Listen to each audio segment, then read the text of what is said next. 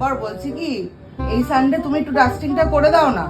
আসলে বাবাকে পড়াবো তো, আর যদি আমি ওকে ছেড়ে উঠে আসি ঘরের কাজে মন দিই, ও ফাঁকি মারবে। আর পরীক্ষা তো সামনে চলে এসছে, রেজাল্টও খারাপ হয়ে যাবে।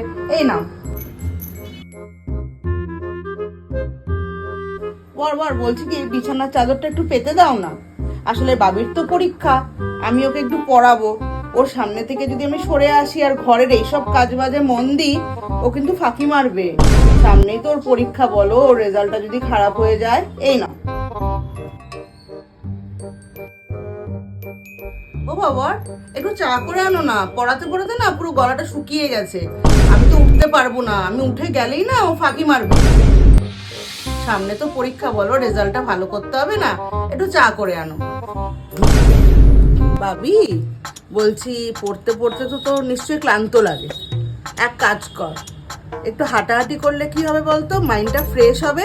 বসে থাকতে থাকতে যে তোর যে পায়ে ব্যথা হচ্ছে, তারপরে বোর লাগছে, সেগুলো একটু কম হবে। তুমি কি বলতে চাইছো বলো তো মা? ঠিকই, একটু হাঁটতে হাঁটতে গিয়ে যদি। মা, তুমি কিন্তু অনেকক্ষণ ধরে বাবাকে বোকা বানাচ্ছ। আমি কিন্তু ঠিক বুঝতে পারছি যে তুমি কি বলতে চাইছো। আমার কোনো হাঁটার দরকার নেই, আমি পড়ছি।